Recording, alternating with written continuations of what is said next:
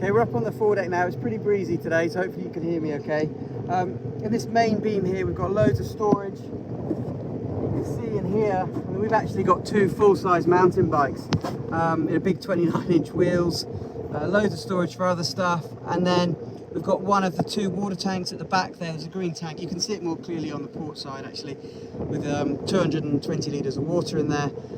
Here actually is my water catchment system. It's a bit homemade, but it works really well. Just clips in here, runs through a filter into the water tank, and it comes from this huge area on the coach roof that has a gully around the outside.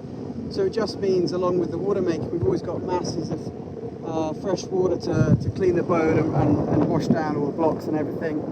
Just whilst we're here, kind of all the halyards and the reefing systems all at the mast, really nice and simple. You can see all top quality Dyneema lines, all relatively new, spin lock clutches.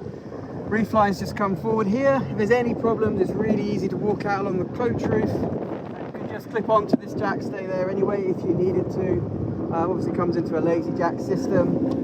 Main winch here, yeah, very straightforward. Over here, again, the same kind of locker. This is really just jam full of stuff, loads of rope, spare fuel, spare anchor, wing foiling stuff. And there you can see one of the green big water tanks there. Keep all our lines in here. It's just great having these really big spaces with wide openings. Also keep our Jenica just up on the foredeck here. It's a north-south one, but it's in 2 bags here just to protect it from the sun. That goes on a furler out on the bowsprit. So for us, the boat obviously is a great sailing boat. That's why we chose it. But it's also a great storage facility for all our toys. Just here we've obviously we keep the hammock up. We've got various swings and things and ladders the kids like to use. We've personally got wing foiling kit, loads of surfboards, and I'll show you how we store those later on. But you'll see in the layout plan of the boat that up forward from about here, there's what's designed as a single cabin, which is a crew cabin, I suppose, if you do charters. What we use them for on the starboard side in here, this is really the garage. It's a huge storage. So again, a bit of a mess, but you can see we have to have kids' bikes in here, some spare sails. I mean, everything goes in here. Huge space. And then on the other side, we don't access that from on deck. That's a dry store. We come through the port forward cabin, and that's where we keep all our, I guess, spare kit that we don't need every day. You can see the 2-to-1 Jenica halyard there. Then we also have a spinnaker. So the spinnaker halyard is at the rig at the moment, and when we put the spinnaker out, it is an asymmetric, but it allows us to get really deep. So what I tend to do is put it on the tack line, and then I wind it round to windward. Lock on that pad eye there, and then you can just tie the tack off on the mooring cleat. Actually, it works really well. And then when you want to drop it, just ease that tack back to the bowsprit. So you'll see in some of the pictures this huge kite that allows us to get really deep, or big furling Jenica. Obviously the jib furler here. We tend to set up the jib with an outboard sheet lead, so it'll go through one of these cringles and just come out to the side here. Again, you'll see in some of the pictures we've actually got 2 grooves in the head foil, so the old jib we can run up there still in good condition, and it means we can go dead downwind with a kind of barn door approach. 2 jibs pulled out and the main pinned out as well.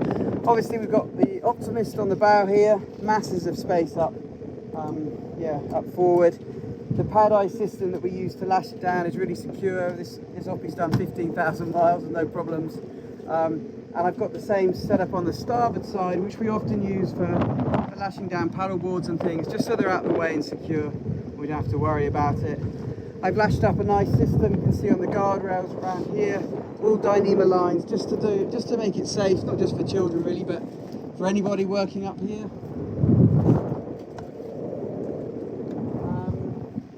I think that's about it really for the foredeck. Easy step to get up onto the coach roof if you want to. Okay, Okay, we're back here aft on starboard now. Just going to show you can see the main sheet and travel, a very simple, safe system all out the way. They just come down here to the clutches, and then just the same winch here, so nice and easy to control. You can also see the solar panel rack. We've got 1,000 watts of solar, which leads to the lithium battery system. This system is super strong. I like the fact it's kind of aerodynamic and it sheds water quickly. It means it's easy to clean the rack, because if solar panels get a load of dust and stuff, which you do get, they become a lot less efficient. You could actually remove them if for some reason you didn't like them. They're on these clamps on both sides and a plug and socket. Each of the panels are individually wired with their own individual regulator. So what that means is if one panel goes wrong, then the other three will still work. If they're just all wired together with one regulator, then if you lose one, you lose them all. Obviously we've got fishing rod holders, the same on both sides. Here we have our John Boy. We have this gate here, which a custom-made system we fitted. Really, this is just to make the cockpit and the helm station much safer. So we just felt that the guardrails here are pretty much, they come at this sort of height. They're high enough to trip you over rather than keep you in the boat. So that clamps down. We've also got here this sunshade. This you can, if you want to, tack from side to side. It's obviously meant for long ocean crossings. Just unrolls and ties away, comes to here. You'll see that in one of the pictures later on.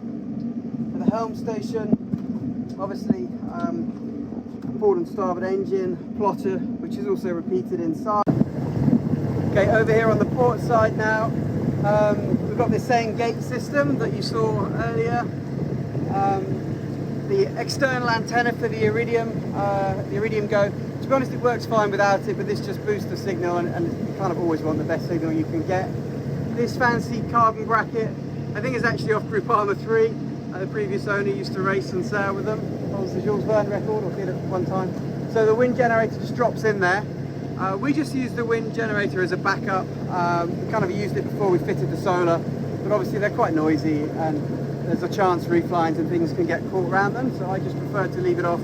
So with the lithium and solar we get masses. Over on the port helm here, yeah, we just have a standard instrument display and the autopilot control. You can see that the jib furler also is led back here. So yeah, further aft, I just got the port engine running. We've got another totally separate autopilot system. So we saw the Raymarine Type 1 linear drive over there. Here we've got the Lecom and Schmidt hydraulic ram, much more powerful. You can see the engine running here.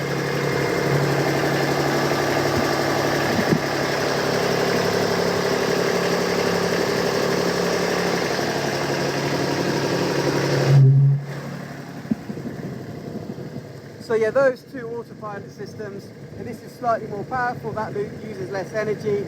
I only obviously have one switched on at a time, so they don't ever fight each other, but you know, if you had a pilot problem, you want to be able to have the spare one whilst you fix it.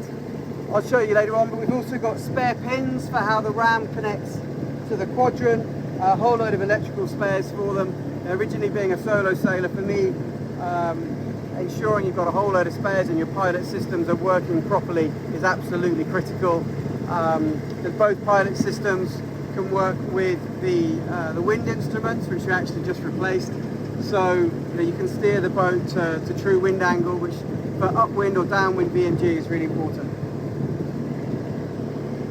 This is actually the spare autopilot. The main pilot, so that's the spare one here, is Raymarine 6000. The main pilot is controlled through the main plotter system. You'll see here, under the covers, yeah, really nice steering wheels, pro gripped here. It feels great when you're driving. It really does feel like a mini maxi cat. When you're out here, you can see what you're doing, you can see the waves. Great visibility through the cockpit. You know, if you have that central wheel system, then you just don't have that at all. Okay, I'm just going to fire up the engines here.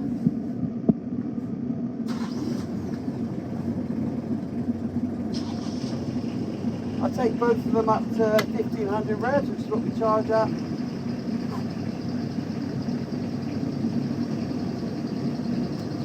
And if you want to come back and have a look. You'll see here we have a transom ladder. It's really neat. So down in here, this is how you access the rudder. Here's the quadrant inside. And this is the Raymarine Type 1 ram. I'll talk about that in a minute. Anyway, here you see the engine system.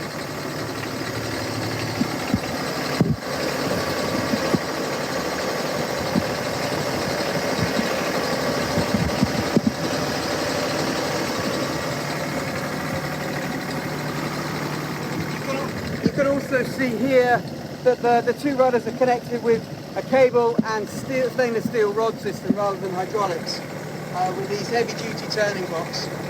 I've also added this carbon trim here, which is really just a grip brake to stop any corner. You lift the hatch and go onto the engine itself. We'll go and check the forward engine now. Okay, I'm just going to quickly introduce the cockpit. You see the clutch and the winch there, that's for the jib sheet. The turning block out wide is for the Jenica or the spinnaker. You can see up here we've got a whole load of surfboards, fins, paddles, etc. just stored in the roof. Brilliant use of the space because you can see there's masses of headroom here. It works really well. All around the cockpit we have these sunshades and also these clears here, these covers that we can drop down to fully enclose the entire cockpit, which if it's raining or a bit rough, it works really well. We've got the davits under the paddle boards here, so we can lift the dinghy there. Works really well storing the boards there out of the sun.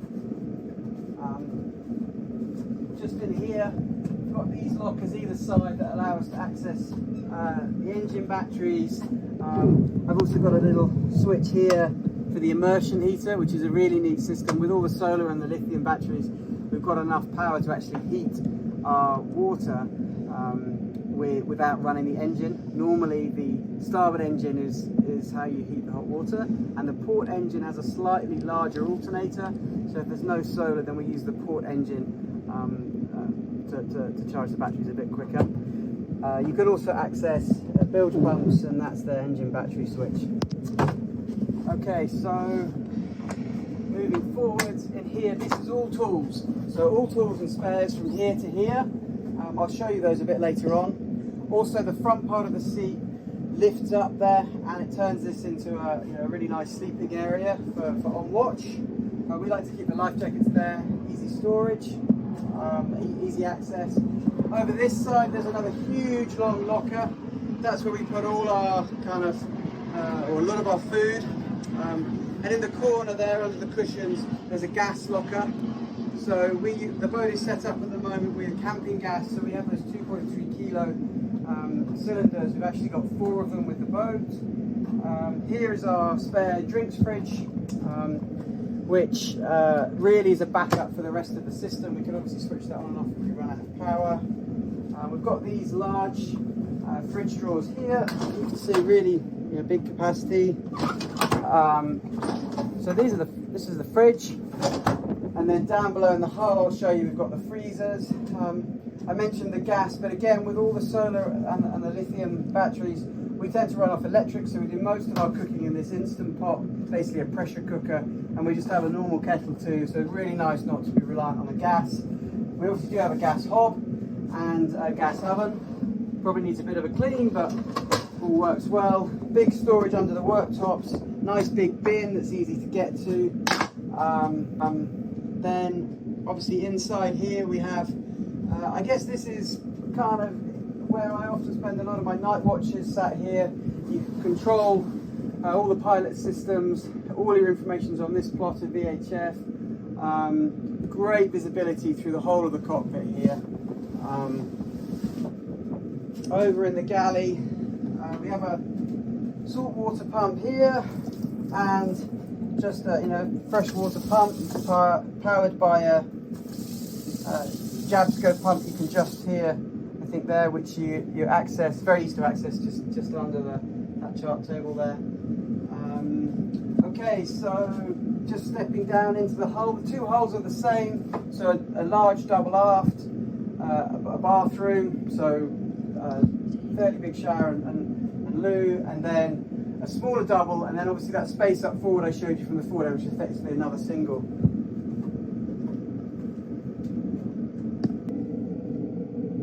Okay, just moving aft now, you can see we've got this escape hatch here, great for watching the fish. Really it's just a builder's requirement. You've got one in each hull. Then here in this aft double, much bigger, huge bed here. Again, similar storage to up forward underneath, big wardrobe and shelves back there. We've set up with a whole load of kind of hooks in all of the cabins, things to kind of make sure books and things don't fall out. All of the cabins and the saloon have big fans. The boat isn't fitted with air conditioning because we didn't want to have all that power consumption. And then you just step back up here into the galley area, which is this great area where you can see all around. But what you need here to stop the sun sometimes is these sun blinds. So we've got 4 blinds for each of these large windows, and we also have wind scoops that go over these 2 hatches. As it is, they're forward facing, so they work pretty well anyway. Okay. We're now forward in the starboard hull in this forward double here. It's a slightly smaller of the 2, but still plenty of room, especially if you haven't got all the toys here. Behind the door, you've got a small wardrobe, some drawers, more storage here, a bookcase, and then there's the single up forward that we use as the garage. There's actually a load of storage under the mattresses up there as well, and then here we've got these 4 huge storage boxes. You can easily convert those into formal drawers, but for us that works better. We've got the freezers here, 2 nice big units, and then in here, really big food storage cupboard. You can see just really easy to access, and it's kind of like this throughout the boat in both hulls. Bathroom, nice big shower, great area to dry stuff. Both bathrooms have manual heads, which I like for sort of redundancy.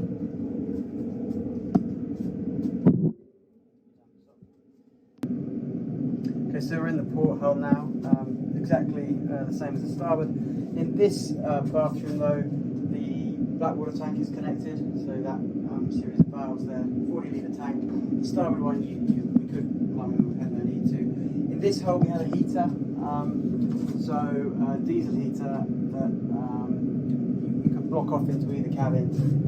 So what we tend to do sometimes in colder climates is block off the 2 rooms, and then we use this bathroom as a drying room. So this aft cabin again is the same as on the starboard side, but underneath here, this is where the batteries are, all of the main electrical connections. So you'll see some of that later on.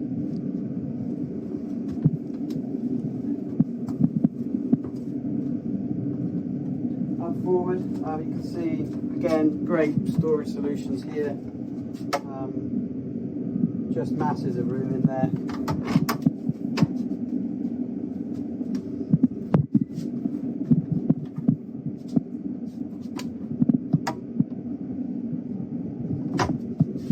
And then in this smaller double, you can see, you can look through, that's our kind of our dry storage area up forward there, the single cabin.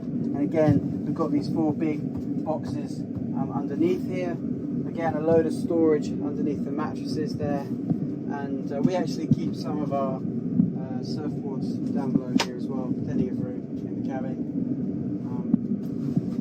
Yeah, I think that's everything. Okay. So you can hear we're now down in the port hull and the water maker is running. So salt water intake into the primary filter there, blue one. You see there's a little valve off to one side. That dictates whether we're bringing in the salt water or the or fresh water, which we use to purge it. Then there's a secondary filter here that I take out after every use to make sure it's all nice and clean. This little valve here is for the product water, so either it goes into the shower and I can just taste it and test that it tastes good, and then when I switch it across, it goes into our main water storage tank. So before we obviously get the product, it has to come into the main unit, which is up here. It's an Ecosystems 25 litre an hour unit, so not huge but very efficient, doesn't use any power. We don't need the engines running, just runs off a 12-volt system, and I can check the pressure on the gauges on the front here. So yeah, great little unit. Okay, we're now in the port aft cabin under the beds. This is the main kind of electrical control unit here. So we've got all the lithium batteries here. We've got our various different short power battery chargers, the inverter, all the isolator switches. Just behind here, these are all the different solar regulators, just over here. And then here we've got our 360 amp hour of lithium batteries, which is massive because you can run them full cycle, so you can use 100% of them. And then we've got the control units here for the different autopilots, and where I've got my feet is the diesel tanks for the engine. Same on both sides, totally separate systems. So if you had any problem with the fuel, you would only lose one engine. And yeah, that's the Evaspatcher hot airflow coming in there. So I just thought I'd quickly talk you through some of the spares we've got on board. So these are Watermaker filters. This is actually a spare pump, the rotary pump. Whole load of spares for the Watermaker again, mainly seals. Up here some electrical stuff, spare LED light, obviously some fuses, spare cups and blade wires for the wind instrument. This is a gas, company gas valve. Here we've got a spare Jabsco water pump, although to be honest I only just replaced the current one after a lot of use. Here's a spare controller for the windlass, some pinoche as the French would say, some corks, plugs. Spare Dacron, sticky back Dacron for the sails, a little bit of this silver stripe that we've got down the side of the boat. Brand new unused spare bilge pump and float switch. This is an engine exhaust valve, spare winch, repair kit for the dinghy. This is a service kit for the outboard. I think some of that's just been used on the service we've just done. There's another brand new unused service kit. And this is a spare fuel hose for the outboard. Here we've got the Yanmar engine manuals, and then here there's a whole selection of alternator belts and raw water pump belts, some other miscellaneous spares. We've got here a spare starter motor, a spare alternator because I upgraded one of them, a whole load of spare impellers, fuel filters, oil filters, assembly nuts for the prop. In here we've got spare Lucy hinges, spare mainsail cars, main batten cars and sliders, and a whole bunch of other bits there. Some old rudder bearings. These are some of the ones that were in better condition.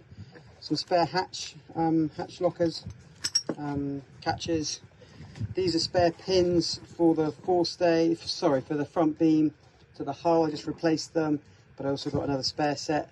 These are some spare pins. These two are for the hydraulic ram when it attaches to the quadrant, and this is for the Raymarine ram. I just had the spares made. Spare relay switch for the hydraulic ram, a couple of spare blocks, shackles, etc. I think that's everything. There are other bits and bobs throughout the boat though, but this is the main spares kit. Okay, so here we've got a selection of lines I just thought I'd show you, and 4 equipped like snatch blocks, really fantastic versatile blocks with some continuous loops. This line here is a preventer for the mainsail, for the boom, has a rubber donger on it to stop any snatch. We've got a couple of outboard sheets here. These are our spinnaker sheets, the Jenica sheets we leave on the sail, and then over here I've got the mooring lines, so 2 slightly shorter ones, a big spring here, and then the 2 main mooring lines with the big rubber dongers to stop the snatch.